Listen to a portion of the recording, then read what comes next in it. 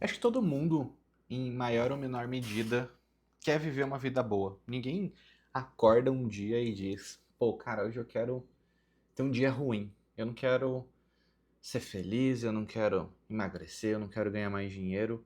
Eu quero que a minha vida hoje seja pior do que antes.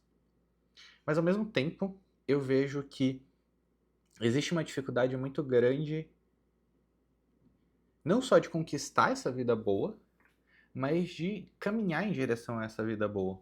Porque quando a gente para olhar para as estatísticas, a vida das pessoas é ruim. As pessoas têm menos dinheiro, 75% das pessoas no Brasil mais ou menos estão endividadas. Mais ou menos a mesma quantia, dois terços ali da população está acima do peso. A gente tem 8% da população somente dominando a questão da interpretação de texto e a comunicação fluente. A gente tem a média salarial sendo muito baixa, menos de dois salários mínimos no Brasil. 50% dos casamentos acabam em divórcio. A taxa de leitura tem caído a cada ano que passa. A média de leitura dos brasileiros é menos de 4 livros por ano e a gente precisa lembrar que essa média está sendo puxada para cima por pessoas que leem muito. Então, quando a gente olha para todas as estatísticas, cara, a vida das pessoas é ruim. E aí, esse paradoxo tem me feito questionar, não tanto por causa das pessoas, mas muito mais por causa da minha própria vida. Como é que eu faço para não seguir o caminho que a maioria das pessoas está seguindo? Se todo mundo quer ir para o mesmo lugar e todo mundo acha que está certo, mas está todo mundo tendo um resultado ruim, cara, eu tenho que tomar cuidado, porque se eu fizer o que está todo mundo fazendo, eu vou ter o resultado que todo mundo está tendo, e o resultado que todo mundo está tendo não é um resultado legal. E aí, essa semana eu estava conversando com uma pessoa que eu respeito muito, que tem uma boa autonomia intelectual, tem uma vida legal, tem algum resultado, e a gente entrou nesse assunto de, cara, como é que a gente faz, como é que eu tenho vivido, da onde é que eu venho tirando as minhas estratégias. E aí eu comecei a conversa sobre esse tema com a ideia de que a realidade existe e que, portanto, a verdade existe e que buscar essa verdade é um caminho para viver uma boa vida. E a pessoa que estava do outro lado discordou. E aí eu fiquei refletindo a respeito disso, falando assim, cara, como é que pode? Porque o que será que está passando na cabeça da pessoa que está do outro lado? Porque eu não acho que ela discorda disso. E aí, essa é uma das provocações que eu quero fazer nesse vídeo. Se você tende a achar que não existe uma verdade absoluta, eu quero te provocar para que tu entenda que talvez você não acredite tanto assim. A gente vive numa era onde a ideia de uma única verdade, ela é constantemente atacada pela mídia. A gente é educado assim nas universidades, pelos grandes profissionais, a grande literatura. É quase cool falar que, cara, não, cada um tem a sua verdade. Se a gente se respeitar, tá tudo bem. Mas qual que é o problema dessa crença? Primeiro que ela é insustentável. Então, quando você começa a tentar construir a sua personalidade para que você viva uma vida legal, uma vida grandiosa, você consiga ter essa grande aventura, isso não vai ser possível. Mas o principal ponto é que ela é inconsistente na prática. Você não consegue viver de acordo com as próprias crenças. E aí, a ideia aqui é te mostrar isso e te mostrar por que que isso é importante para a busca dessa vida que vale a pena ser vivida. Um dos questionamentos que me foi feito foi: a ciência, ela não é 100% provada, afinal, uma das premissas da ciência é que ela é falseável, ou seja, algo que não é provado hoje, é, algo que é provado hoje pode simplesmente ser desprovado amanhã. A gente tem aí Newton, que depois veio Einstein e mostrou que uma parte da teoria estava errada. Também foi apresentado o questionamento de vieses, que a gente tem diversos estudos que chegam a uma conclusão e que depois a gente descobre que esse estudo, na verdade, tinha um grande viés ali de pesquisa, que o resultado não era exatamente aquele. E qual que é o meu ponto aqui? Não é que essas coisas não tenham um fundo de verdade, mas é que ninguém acredita nisso na prática. Você não acredita que a ciência ela não exista por exemplo, quando você está assistindo esse vídeo. Porque grande parte da construção da casa que você está morando veio do desenvolvimento científico. E você não acha que a casa vai cair. Você está colocando a sua vida em jogo, porque a sua casa poderia simplesmente ser demolida por falta de processos estruturais corretos, mas você está colocando a sua vida em jogo justamente porque você acredita que a casa não vai cair. Então, se a ciência ela não é verdadeira, por que você confia na estrutura de engenharia que existe aí? Por que você confia na estrutura elétrica que existe aí? Você não acha que o seu notebook vai explodir a qualquer momento? Porque toda a parte de construção tecnológica aqui envolve uma quantidade de circuitos que prevê um certo funcionamento para que ele não exploda. A gente confia nisso. Por que você confia na ciência quando você entra dentro de um carro e você não acredita que aquele carro vai ter um comportamento aleatório, porque existem vieses dos pesquisadores que criaram ali toda a parte estrutural, desde as peças, desde o funcionamento do combustível, desde a estrutura da rodovia que você está utilizando? Por que você confia que vai funcionar se a verdade não é absoluta, se a gente não tem capacidade como sociedade de encontrar padrões que sejam minimamente aceitos? Por que você toma remédio? Por que você vai nos médicos? Se a ciência ela é tão variável e tão incerta, por que quando você está doente você toma um remédio? Porque afinal, aquele remédio pode ser simplesmente resultado do viés de pesquisa e não algo que efetivamente vai trazer benefícios para a sua vida. Então, quando a gente para pensar, cara, eu diria que 95% da nossa vida está justamente em conformidade com a ideia de que a gente dominou a natureza como sociedade, como humanidade, e que a gente tem conhecimento suficiente para criar estruturas que são estáveis. A gente vai usar o notebook, ele não vai explodir, a gente vai entrar no carro, ele não vai explodir, a gente vai tomar um remédio, a gente não vai morrer, a gente vai tomar anestesia e fazer uma cirurgia, a gente vai ser curado, a gente vai entrar dentro de um prédio e esse prédio não vai cair. Praticamente toda a nossa vida está sendo apostada e confiada através das nossas atitudes, justamente a ideia de que existe uma verdade absoluta e que essa verdade pode ser conhecida, e essa verdade, sendo conhecida, pode ser dominada, e sendo dominada, a gente consegue dar vazão a isso através de ferramentas, tecnologias e estruturas na sociedade que vão funcionar. Inclusive, essa foi a tese do desenvolvimento da ciência moderna. Antigamente, se acreditava que não existia ordem, porque Deus não existe. Essa era a visão mais ateia da realidade. Deus não existe. Se Deus não existe, tudo é caos, nada pode ser ordenado. Se nada pode ser ordenado, nada pode ser conhecido. Se nada pode ser conhecido, é isso daí.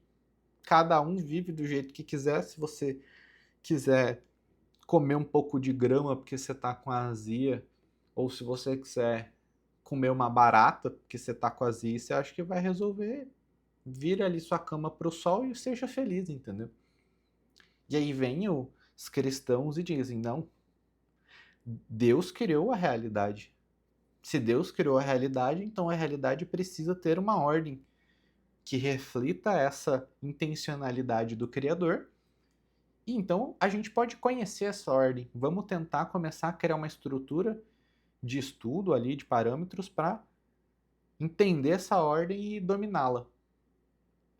E aí esse é a razão do fundamento do que depois se torna a construção do que hoje a gente tem como a ciência moderna. Então, tem um meme que é uma imagem de uma pessoa sentada no galho de uma árvore, e aí ela tá sentada para o lado de cá. Então imagina que aqui esteja o tronco da árvore, a pessoa está do lado de cá, ela está sentada aqui, e aí ela está serrando o tronco aqui. Ou seja, a hora que ela terminar de serrar aquele galho, ela cai. E aí tem essa ideia de que a gente está serrando o tronco em que nós estamos sentados, porque tudo que a gente valoriza como sociedade, a ordem, a segurança, o desenvolvimento da medicina, o desenvolvimento das ciências, universidades, a engenharia, a segurança, o direito individual, cara, tudo isso vem da ideia de que existe uma verdade que pode ser conhecida, que é universalmente valorizada e que, portanto, a gente pode construir uma sociedade baseada nisso. Aí a pessoa vem, aproveita de toda essa herança, aproveita de todo esse legado, de toda essa pesquisa e diz: ah, não, mas cara, a tua verdade e a minha verdade, elas são igualmente válidas. E a ciência tem vários vieses, e assim, nem dá tanto pra gente conhecer de fato como as coisas funcionam, sabe? E aí, isso buga a minha cabeça. Acho que falta a reflexão que eu tô propondo aqui nesse vídeo, que é, cara, você não acredita nisso de fato. Porque se você acreditasse, você não colocaria sua vida em risco em tantas situações que precisam que as coisas existam e funcionem como elas foram concebidas para que elas não te matem. E aí, o que a gente pode tirar de ensinamento disso? Cara, a primeira provocação que eu quero fazer é, bicho, existe uma verdade. Essa verdade, ela é absoluta e ela é o reflexo da realidade como ela é de fato. E a vida boa e a vida bem vivida, ela vai partir dessa premissa para que a gente aprenda então como é essa realidade. E aí, a partir daí, a gente comece a construir a nossa vida. Eu costumo dizer que não existem erros inéditos. 120 bilhões de pessoas já passaram por aqui. Viver uma vida boa não é tão difícil. Se a gente parar para ter a humildade de aprender com essas pessoas que vieram antes da gente.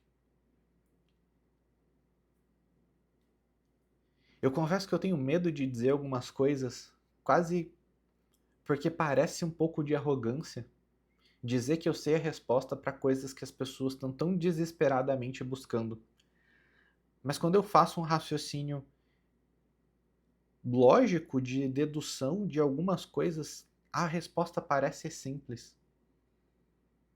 Mas talvez aí vem o Jonas Madureira falando que enxergar o óbvio é a coisa mais difícil que existe.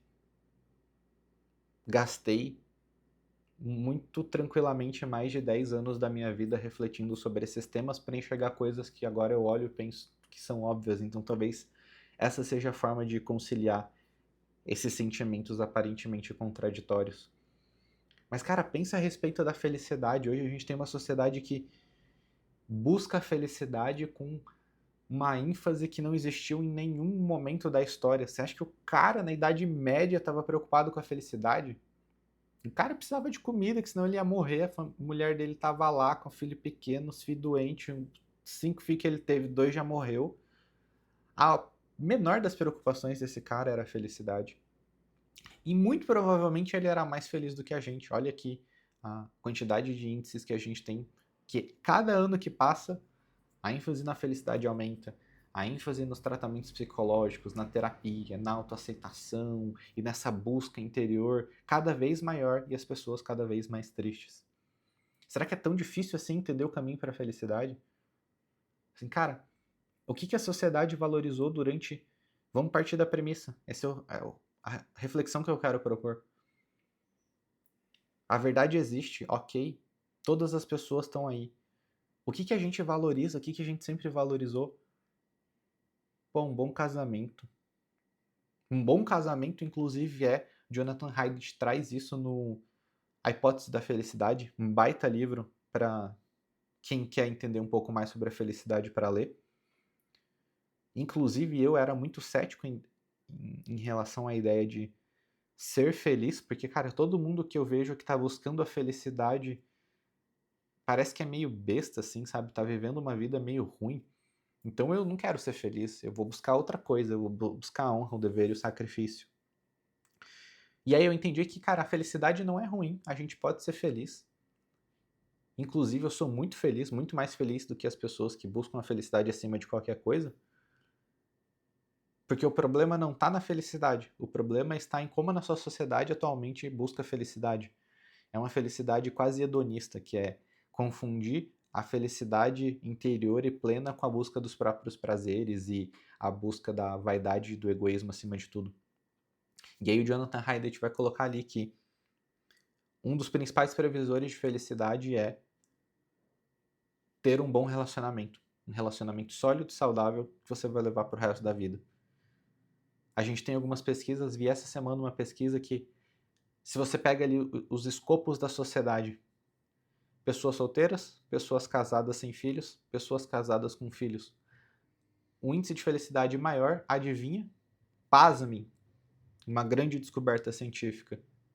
Pessoas casadas com filhos. É algo que qualquer pessoa que nasceu 100 anos atrás sabia. O que você faz? Você vai, você casa e você tem filhos. E aí as pessoas transformaram isso, que era uma verdade autoevidente, que fazia com que a nossa vida tivesse uma direção e que, porque tinha uma direção, era muito mais fácil de ser conquistado, transformaram isso numa opressão. Ah, não, a sociedade está exigindo que eu tenha filhos. Cara, a sociedade não está exigindo que você tenha filhos. A sociedade está te transmitindo um conhecimento que foi passado ao longo de gerações, dizendo: pessoas que têm um casamento bom e filhos, elas são mais felizes. A gente pagou o preço de sangue de centenas e centenas e centenas e centenas de gerações que, através de um processo de evolução, foram lapidando esse conhecimento para a gente passar para a próxima geração e falar assim, galera, isso aqui é a sabedoria da humanidade, dos nossos antepassados, dizendo, esse é o caminho. Aí a gente olha para isso e fala o quê? É uma opressão. Porque estão dizendo, a cultura diz que eu preciso fazer. E você não precisa, você pode ser infeliz. Você pode escolher viver uma vida ruim, você tem esse direito. Mas o caminho está aí. É buscar um bom casamento, buscar uma vida com muitos filhos. Cara, isso é muito louco.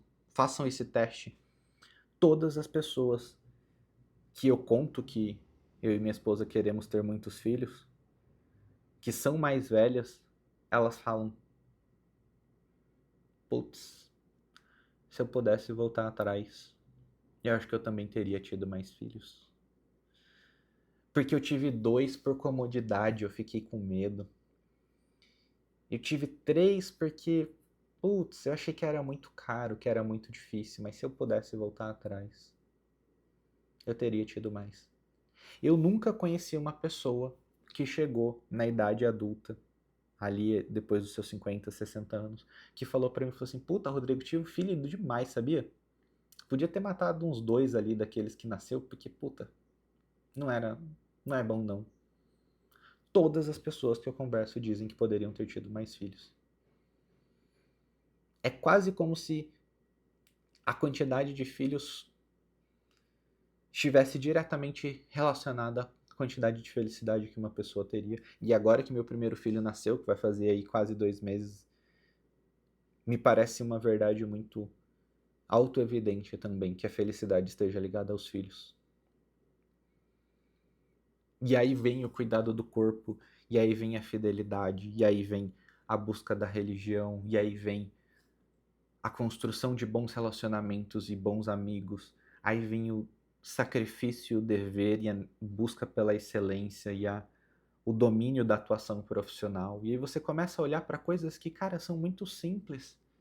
E as pessoas transformam o debate sobre a felicidade numa questão complexa, filosófica, de não teremos a resposta, porque os gregos, bicho, qualquer senhorinha, qualquer menininha ali, 100 anos atrás, sabia o caminho para a felicidade. Talvez ela não tivesse a eloquência e a justificativa racional e as referências bibliográficas para mostrar por que, que aquilo era bom, mas ela sabia o que ela tinha que fazer. E aí agora a gente, aqui na era da abundância, nesse paradoxo que a gente vive de excessos e faltas, a gente fica aí questionando e entrando em depressão e crise de ansiedade porque a gente não sabe viver. A resposta é olhar para a herança que nós tivemos dos nossos antepassados e depois viver uma vida tentando seguir esse direcionamento. Obviamente, executar é mais difícil do que simplesmente saber, mas eu diria que saber a resposta é 50% do problema, porque a maioria das pessoas que eu conheço não sabem o caminho. Espero que eu possa ter te apresentado o caminho nesse vídeo. Obrigado.